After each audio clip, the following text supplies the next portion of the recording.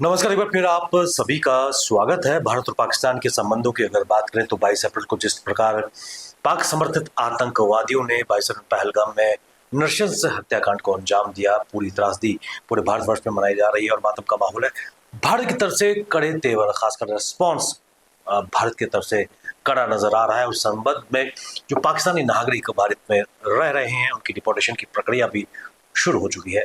जम्मू कश्मीर की अगर बात करें तो कल जो पाकिस्तानी नागरिक यहाँ पर रह रहे थे उनकी डिपोर्टेशन की प्रोसेस अटारी से शुरू हो गई है। और ऐसे में एक महत्वपूर्ण केस की अगर बात करें, पाकिस्तानी नागरिक मीनल खान, जिसकी अभी हाल ही में शादी हुई थी ऑनलाइन सीआरपीएफ के जवान मुनीर खान से, उसको लेकर भी स्वर उठ रहे थे, लेकिन अंततः उसकी डिपोर्टेशन की जो प्रक्रिया है रुक गई है। इस संदर्भ में एक रिट पिटिशन याचिका दायर की गई थी जम्मू कश्मीर और लद्दाख हाई कोर्ट के माध्यम से। क्या है वो पूरी प्रक्रिया और किस प्रकार इस डिपोर्टेशन की प्रक्रिया की अगर बात करें तो आ, कानून के प्रावधान के तहत कौन कौन व्यक्ति इस डिपोर्टेशन प्रक्रिया से बच सकता है और कहीं चौंकाने वाली चीजें भी सामने आई है। इन सब मुद्दों पर बात करने के लिए संवाद के आज की इस अंक में जुड़ चुके हैं जम्मू कश्मीर की बुलंद आवाज वरिष्ठ वकील श्री अंकुर शर्मा। अंकुर जी, हार्दिक स्वागत है। धन्यवाद। सबसे पहले स्पेसिफिकली मैं सबसे पहले जो केस कल टेकअप किया गया आपके द्वारा, एक पिटीशन फाइल की गई जम्मू कश्मीर और लद्दाख और हाई कोर्ट के माध्यम से, और एक डिपोर्टेशन प्रक्रिया को रोका गया, उस केस के बारे में जानना चाहेंगे। देखिए, पहलगाम हत्याकांड के बाद, मैसेकर के बाद भारत सरकार ने, गृह मंत्रालय ने पाकिस्तान के खिलाफ जो कदम उठाए उसका पूरे देश ने स्वागत किया और उसका हम भी स्वागत करते हैं।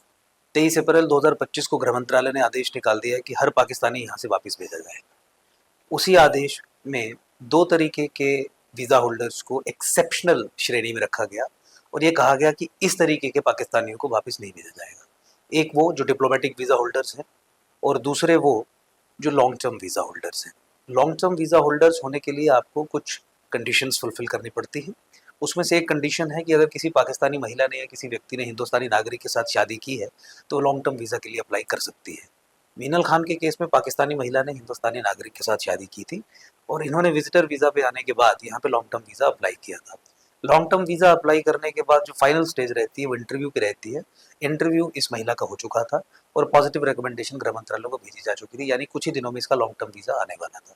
अगर आप लॉन्ग टर्म वीज़ा इशू करने की गाइडलाइंस को देखिए तो उसमें 30 + 21 टोटल 51 दिनों का समय है, जिसमें एप्लीकेशन देने के बाद पूरी प्रोसेस को कंक्लूड करना है। मान लीजिए 51 दिनों में प्रोसेस कंक्लूड नहीं होता और पॉजिटिव रिकमेंडेशन है, फाइनल स्टेज पे है, तो वो डीम्ड ग्रांटेड वीज़ा माना जाएगा। However subject to the condition कि अगर ऊपर से सरकार कैंसिल कर देती है तो फिर कैंसिलेशन होगी। इस केस में कैंसिलेशन नहीं थी, पॉजिटिव रिकमेंडेशन थी। 4 अप्रैल 2025 को 51 दिन का समय भी खत्म हो चुका था, तो यानी इसे माना जाएगा कानूनी तौर पे, अगर मूल भावना कानून की देखनी हो, कि इनके पास लॉन्ग टर्म वीज़ा था। तो इस आधार पे जम्मू कश्मीर हाई कोर्ट का रुख हमने किया, पिटीशन फाइल की। जिस दिन फाइल की उसी दिन इनकी डिपोर्टेशन का प्रोसेस स्टार्ट हो चुका था। सवेरे जब हमने केस कोर्ट में दर्ज किया तो उससे पहले पुलिस इन्हें अपनी कस्टडी में ले चुकी थी। इन्हें डीपीएल जम्मू में रखा गया और वहाँ से रवाना कर दिया गया वाघा अटारी बॉर्डर पे। तो जिस समय 4:30-5 बजे 45 मिनट तक के लिए इस केस की सुनवाई चली, जब मैटर टेकअप हुआ, तो उस समय ये वाघा अटारी बॉर्डर पे थे।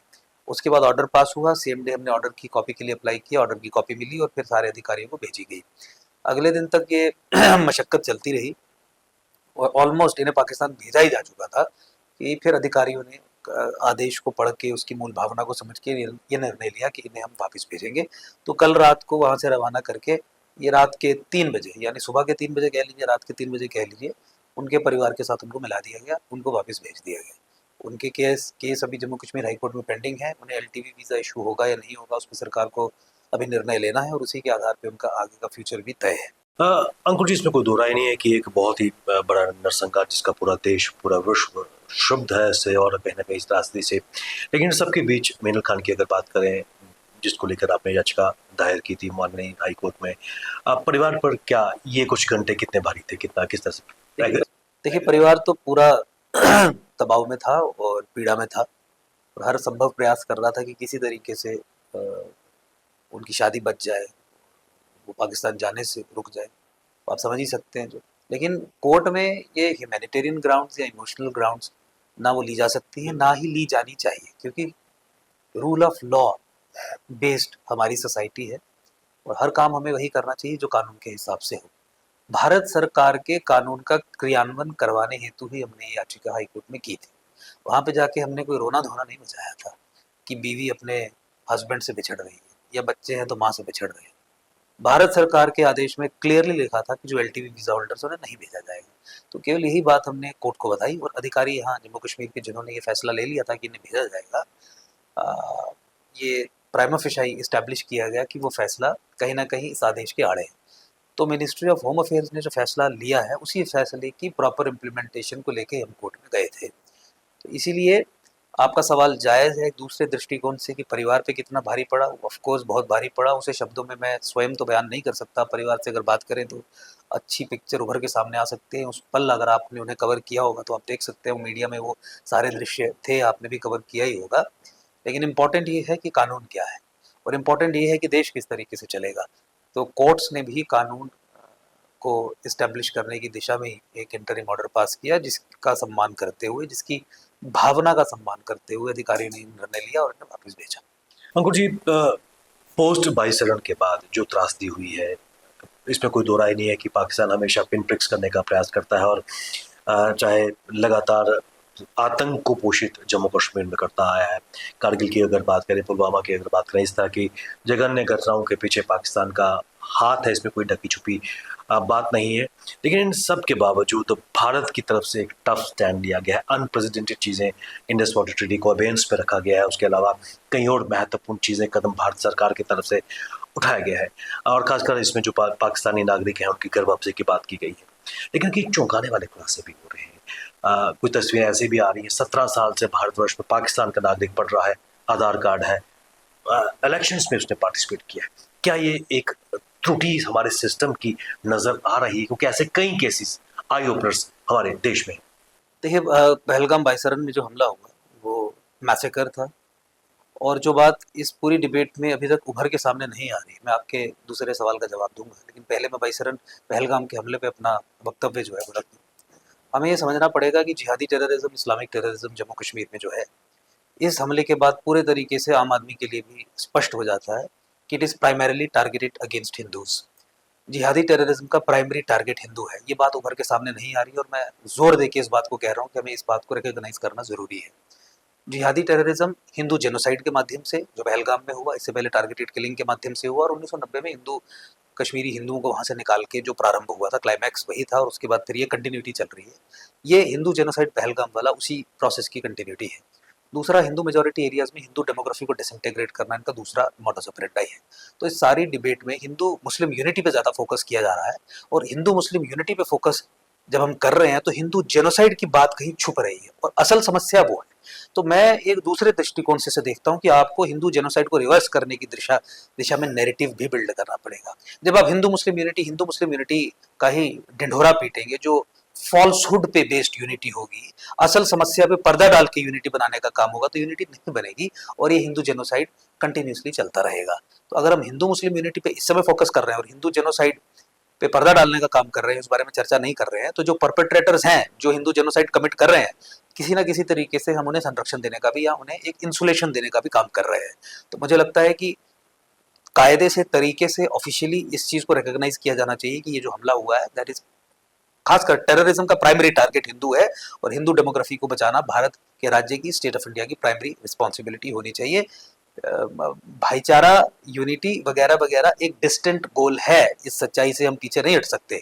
और आप ये भी समझते हैं कि फॉरेन मर्सनरीज या जो जिस तरीके का आतंकवाद, जिहादी आतंकवाद, pan Islamic totalitarian movement Jammu Kashmir में है, वो यहाँ लोकल सपोर्ट स्ट्रक्चर्स के बिना नहीं चल सकती। तो लोकल सपोर्ट स्ट्रक्चर्स के साथ मिला के जब आप टेररिज्म को देखेंगे, तो आप देखेंगे एक बहुत बड़ा इकोसिस्टम है जो यहाँ पे ऑपरेट कर रहा है।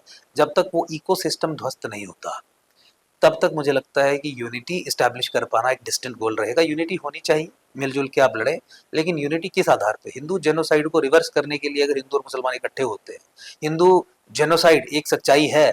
जम्मू संभाग में हिंदू मेजॉरिटी एरियाज में हिंदू डेमोग्राफी को डिसइंटीग्रेट, तोड़ा जा रहा है लैंड जिहाद के माध्यम से, डेमोग्राफिक इन्वेजन के माध्यम से। उस प्रोसेस को रोकना है, क्योंकि वो जेनोसाइडल प्रोसेस है। उस प्रोसेस को रिवर्स करना है। अगर इस आधार पे हिंदू मुस्लिम यूनिटी आप करने का प्रयास करेंगे, तो असल मायने में यूनिटी आने वाले समय में आएगी। अदरवाइज हिंदू जेनोसाइड निरंतर चलता रहेगा और हम यूनिटी यूनिटी यूनिटी यूनिटी चिल्लाते रहेंगे, समस्या को उसके असल नाम से ना पुकार पाएंगे, ना उसका डायग्नोज कर पाएंगे, ना उसका फिर कोई किसी तरीके का सोल्यूशन दे पाएंगे। दूसरी बात जो आपने की कि किस तरीके से 17 साल से बिना पासपोर्ट के, बिना कागजों के यहाँ नौकरियां भी ले रहे हैं, आधार कार्ड भी बना रहे हैं, ये देखिए ये डेमोग्राफिक इन्वेजन के दृष्टिकोण से भी आपको देखना पड़ेगा। कांग्रेस हो, पीडीपी हो, एनसी हो, कश्मीर बेस्ड पॉलिटिकल पार्टीज का हमेशा ये उद्देश्य रहा है, क्योंकि ये इकोसिस्टम का हिस्सा है। टेररिज्म एक लेग है, ये लेजिस्लेटिव डेमोक्रेटिक इंस्टीट्यूशंस में सबवर्जन कॉज करके जिहाद के प्रोसेस को आगे चलाने का काम करते हैं।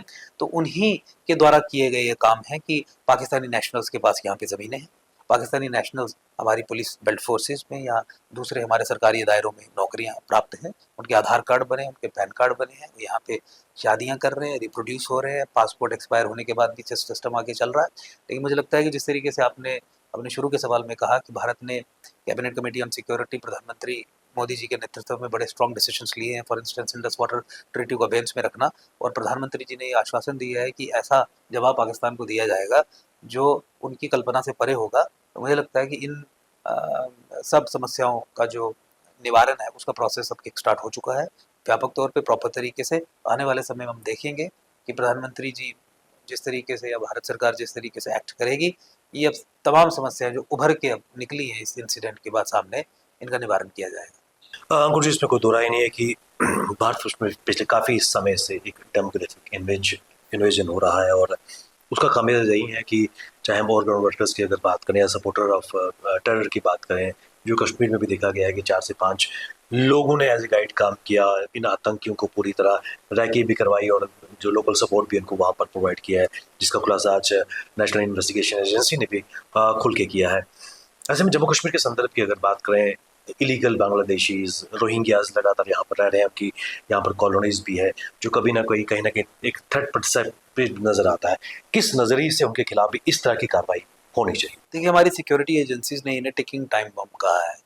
ये राष्ट्रीय सुरक्षा को कॉम्प्रोमाइज करने वाली परिस्थिति है जहाँ पे इलीगल इमिग्रेंट्स आपके देश में इम्प्यूनिटी के साथ रहते हैं, और फिर यहाँ पे ढिढोरा पिटने वाले एनजीओ, पॉलिटिकल पार्टी जैसे लोग हैं जो उन्हें यहाँ पे स्थापित करने के लिए आर्ग्यूमेंट्स देती हैं ह्यूमैनिटेरियन ग्राउंड्स पे, इमोशनल ग्राउंड्स पे, कंपैशनेट ग्राउंड्स पे। ह्यूमैनिटेरियन, इमोशनल, कंपैशनेट ग्राउंड्स राष्ट्रीय सुरक्षा, देश की एकता और अखंडता को छन्न भन्न करने वाली अगर हों तो उन्हें एक्सेप्ट नहीं किया जा सकता। फॉरेनर्स एक्ट है, पासपोर्ट एक्ट है, कानून है, इलीगल इमिग्रेंट्स को बाहर निकालना सरकारों का दायित्व है। तो मुझे लगता है कि इनके खिलाफ भी कड़ी कार्रवाई अब शुरू हो जानी चाहिए। भारत सरकार ने कुछ मामलों में कार्रवाई शुरू की है। मुझे लगता है कि इस इंसिडेंट के बाद इस विषय को सीरियसली टेकअप करके इसको इसके लॉजिकल कंक्लूजन तक पहुंचाया जाएगा, और एक एक घुसपैठिया जो हिंदुस्तान में है, जम्मू कश्मीर में है, और खासकर रोहिंग्याज और बांग्लादेशीज जो जम्मू संभाग की डेमोग्राफी को चेंज करने के उद्देश्य से यहाँ पे स्थापित किए गए हैं, उन्हें निकालने का काम कंक्लूड किया जाएगा।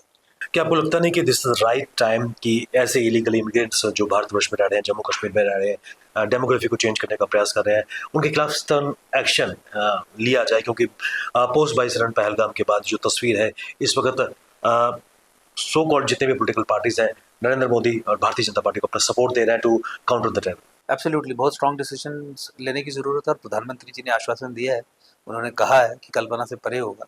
हर दिशा में कदम उठाए जा रहे हैं। हमें प्रधानमंत्री पे, पार्टी पे, भारत सरकार पे पूरे तरीके से विश्वास है, क्योंकि पूर्व में भी जब इस तरीके के हमले हुए तो अनप्रेसिडेंटेड तरीके से भारत सरकार ने जवाब दिया, पाकिस्तान को अंदर जाके घुस के भी मारा, जो पहले इतिहास में कभी आपको देखने को नहीं मिला इस तरीके से। तो इस विषय पे भी सरकार जो है वो सेंसिटिव है, इसके लिए एक्शन प्लान ज़रूर बनाया जा रहा है, और पाकिस्तान जो बाहर है और पाकिस्तान जो विदिन है, दोनों पे सर्जिकल स्ट्राइक्स और फुल स्केल वॉर मुझे लगता है कि आने वाले समय में आपको देखने को मिलेगी।